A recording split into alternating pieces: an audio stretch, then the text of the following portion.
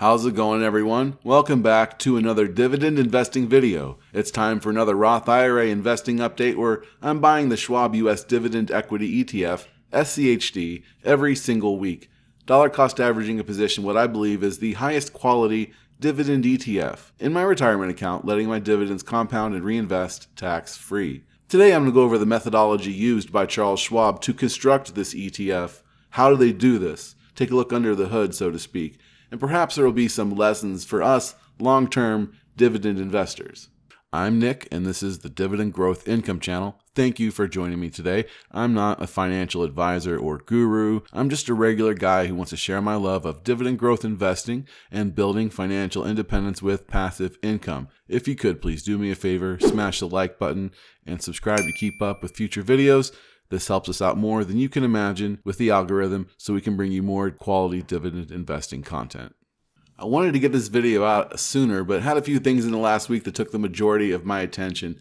But glad to be able to get this out. Believe it or not, we are now 20% into 2023, and that's 10 weeks of buying SCHD in my Roth.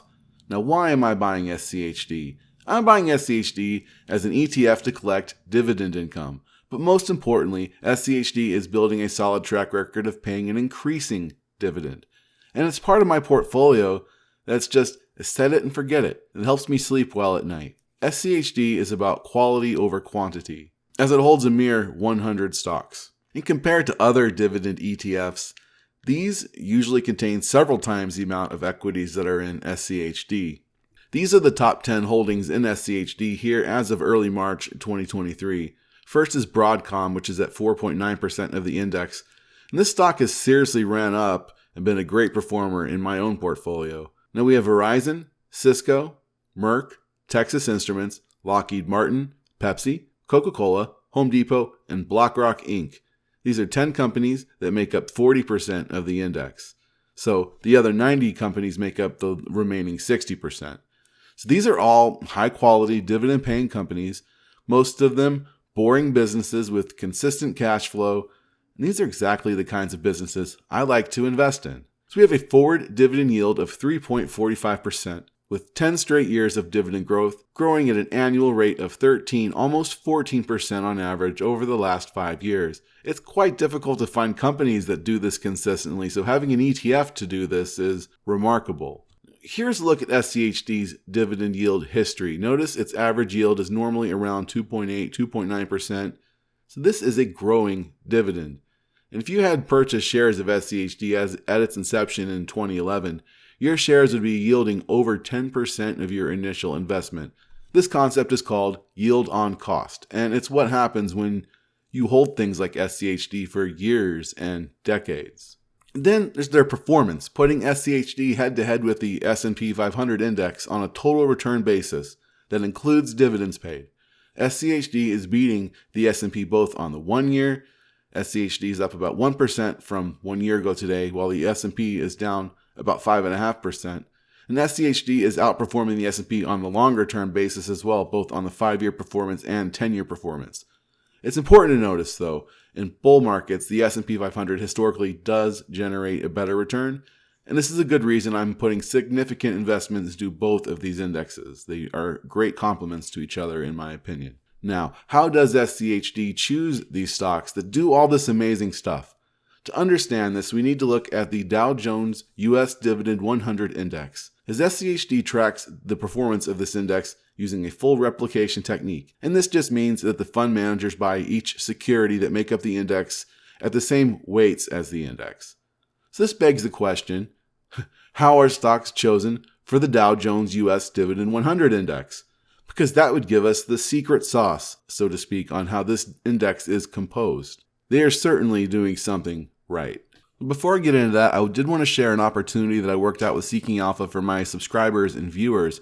Now, if you use the link in my description, you can get 1 year of the Seeking Alpha Premium membership for $99 a year. This works out to a little over $8 a month. And speaking as someone who uses this site for a lot of my own research, I think this is a solid deal. I don't think it'll last much longer, but the deal is still on as of the publishing of this video, so do check it out.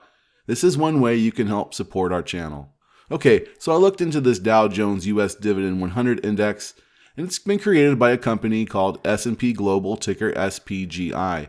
Now, they're a credit rating agency that publish research on stocks and bonds. So I went to their webpage to try to see how are they creating this index? What is their methodology? And here is that webpage on the Dow Jones US Dividend 100 index. They say the index is designed to measure the performance of high dividend yielding stocks in the US with a record of consistently paying dividends, selected for fundamental strength relative to their peers based on financial ratios. Now, coming up here to their index-linked products, we can see all the ETFs that track this index. Here we see SCHD, of course. But interestingly, our viewers and investors in South Korea have two competing ETFs that also track this fine index. And I know we have some Korean viewers, so that's pretty useful to know. So we can look at their methodology, and it brings us to this PDF for all of S&P Global's dividend indices. And the one we are interested in here is on page 19. So here is how it works. The index universe is defined as the constituents of the Dow Jones US Broad Market Index, excluding real estate investment trusts. This is essentially the entire US stock market minus the real estate. You do miss out on that REIT exposure if you're investing in SCHD. There are 3 screens used to pick stock candidates for this index. First, there must be a minimum of 10 years of consecutive dividend payments. Next, you must have a float-adjusted market cap of at least $500 million or $500 million. And finally, it must have a 3-month average daily volume of trading of $2 million. Now, all stocks that pass these 3 screens are then sorted by their forward annual dividend yield, not including any special dividends, and it chooses from only the top half of that list will remain. The stocks are then ranked by the following 4 criteria: the ratio of free cash flow to total debt favoring companies with 0 debt, the return on equity, annual net income divided by total shareholders' equity, the forward annual dividend yield, and the 5-year dividend growth rate. Now, these 4 rankings are equal weighted to create a composite score, and all equities are ranked by this score. And the top 100 stocks are chosen based on this composite score. Constituent stocks will remain in the index so long as they're in the top 200 rankings by composite score. Non-constituent stocks are added once they're in the top 100. Now, say there are 2 non-constituent stocks that have the same composite score. The stock with the higher dividend yield would be the one that's selected. So this is how the Dow Jones US Dividend 100 Index determines the stocks it holds. And by proxy, this is how SCHD is constructed. As a stock picker myself, I love looking at successful investing models and seeing how they do it. There are a few more rules. No single stock can make up more than 4% of the index, and no single industry can make up more than 25% of the index. Now here's the breakdown of how the index looks by industry. Heavy on financials, lots of exposure to technology, industrials, consumer staples, and healthcare. Very little exposure to materials, virtually no exposure to utilities, and no exposure at all to real estate. As far as rebalancing goes, they do this once a year, and changes are implemented on the 3rd week of March. So be on the lookout for the makeup of SCHD to potentially look a little different here pretty soon. That'll be interesting to see. And guys, to get access to investing in this index with SCHD, it is extremely cheap. You're paying $6 for every $10,000 invested every year. I love ETFs like this with low expense ratios, where you get that diversification and that stock selection process for almost nothing. So I hope you found that explanation useful. Now I'll take you to my Roth IRA investing spreadsheet here so you can see how we did in February. And we have our first contribution and purchase of the month of March already made as well.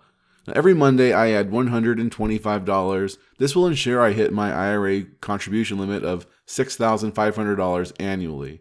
I think it's a plan that almost anyone should be able to follow. Maybe it takes work, but it's well worth doing to secure your future. In the month of February, my Roth brought in about $33 in dividends. I don't drip in this account, I selectively reinvest these dividends. And with that Monday contribution comes the purchase of 1 share of SCHD every Monday. I track the price I purchased it at right here. I just buy it when I wake up on Monday, no limit order, trying to time it. I'm just dollar cost averaging into a nice position of SCHD here in my retirement account. Now, these 10 shares purchased this year at an average cost of $76.50, right? SCHD has dropped a lot here in the last week, and I'm down about 5% on these purchases so far.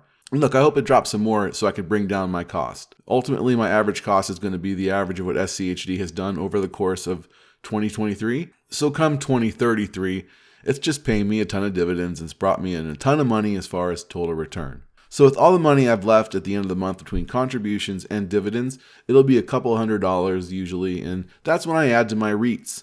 Remember, SCHD has no REIT exposure, and the best place to purchase REITs are in retirement accounts like this one.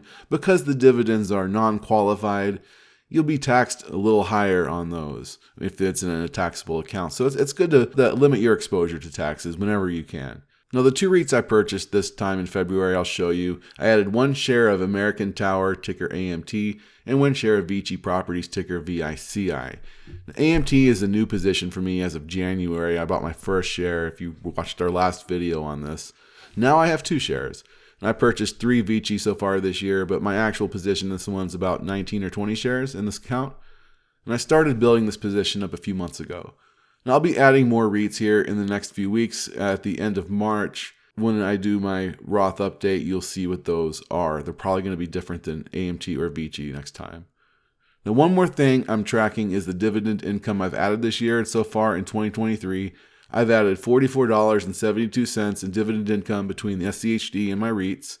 And that's just in the last 10 weeks in this one account.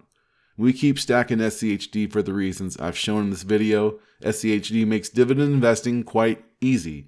That's why I'm putting a sizable chunk of my investments overall in 2023 into SCHD, about $5,000 between this account and our dividend growth income portfolio, where I'm also adding about $100 a month to this one. All right, folks, that's all for now. I'm also working on this week's dividend recap. I know I missed last week. I apologize. I had a sick kid and other issues come up, but most of the editing is done for this week's, and it's going to be out Friday evening. Might be a little later in the evening, but it will be out Friday evening. Make sure you're following me on Twitter at DivGrowthIncome. That's a great place to connect with me and so many other great dividend investors. We're all here to pump each other up, stay motivated, and that dividend investing journey is a long game, folks. It's not get rich quick. So thanks for watching, folks. Please do all the things like, subscribe, hit the notification bell, and until next time, keep investing.